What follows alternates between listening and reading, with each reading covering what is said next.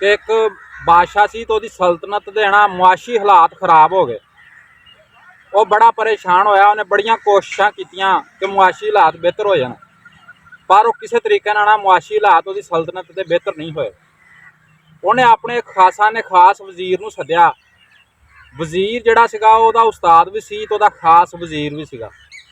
बादशाह ने उस वजीर नूं कहा कि वजीर जी, अपनी सल्तनत दे मुआशी हालात वाहवा खराब आ, तो दसो कुछ कोई तरीका दसो अपने हालात बेहतर हो जान।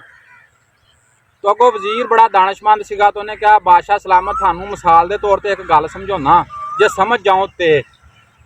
बादशाह ने कहा दसो जी।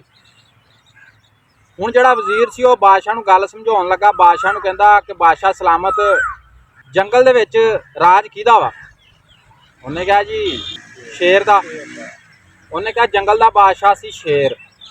ਉਹਦੇ ਕੋਲ एक बांदरी आई तो आके शेर नूं कहंदी कि बादशाह सलामत, मेरा बच्चा छोटा वा तो मैं 10 दिनों वास्ते किते जाना वा, तो इनू मैं नाल नहीं लिजा सकती, तो ना मेरा कोई रिश्तेदार लागे हैगा जिहदे हवाले मैं करके चल जावां। लिहाजा जंगल दे विच मैनूं तुहाडे ते यकीन आ, तुसीं इनू 10 दिन वास्ते अपने नाल रख लो। जो 10 दिनों बाद मैं वापस आऊँगी, मैं सारी जिंदगी तुहाडे नौकर चाकरी च कढ़ दूँगी, तुहाडा आसान लाउण दी खातर।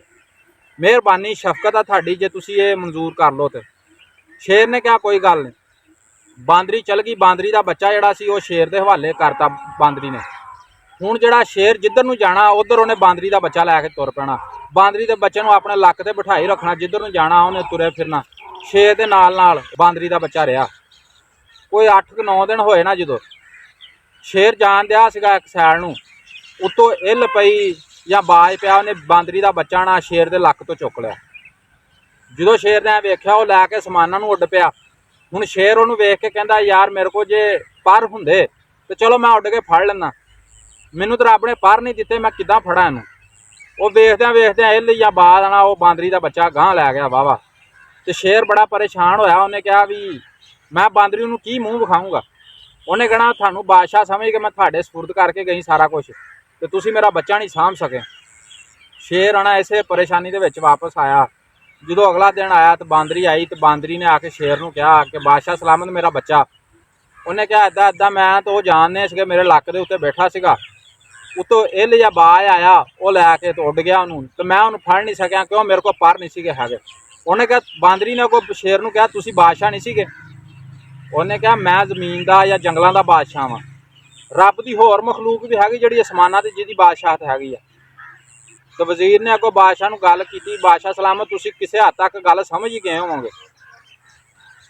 बादशाह कहंदा यार गल तो मैं कोई समझ गया, लेकिन गल खोल के दस मैनूं, गल तू कहना की चाहुंदा? उन्हें कहा बादशाह सलामत तुसीं अपनी सल्तनत के मुआशी हालात बेहतर करने लई सारे हथ कंडे इस्तेमाल किए, बथेरियां कोशिशां कीतियां, लेकिन गल किसी पासे सीधी नहीं हुई। तो थानू गल समझाउण दा इह मतलब आ, आपां वो जिहड़ा आसमानां दा मालक आ, जमीनां दा मालक आ, सारियां सल्तनतां दा मालक आ, किते अपने तो वो तो नहीं नाराज।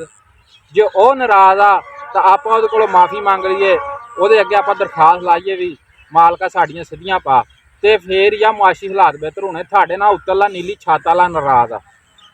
वजीर ने इन्नी गल की तो बादशाह नूं गल दी समझ आ गई, तो दोस्तां नूं भी गल समझ आ ही गई होनी आ। बंदा बथेरे चारे करदा, हर बंदा अपनी अपनी टेंशन च लगा वा। कोई कहंदा मैं बेहतर हो जावां, इदां हो जावे इदां हो जावे, लेकिन जो नीली छत वाला मेहरबान हुंदा ना उहदे काम सीधे हुंदे। बंदे बथेरियां कोशिशां करदे, जो मालक की जात सिद्धियां पाउण ते हुंदी आ उदों सिद्धियां हुंदियां। तो आपां नूं सारिआं नूं यही चाहिदा कि आपां उस मालक कोलों मंगीए, तो फिर ही गल सीधी पैंदी। बाकी बंदे पंगे तो बथेरे लैंदे रहिंदे। वीडियो चंगी लगी होवे वीडियो लाइक करो, चैनल नूं सबसक्राइब करियो। मैं तुहाडा अपना मिठू खान। अज असीं आए सी अपने चाचे नासर दे कोल, 35 वाले पुल ते, कबूले दे रोड दे उत्ते ते कबूले दे नेड़े। Thank you ji.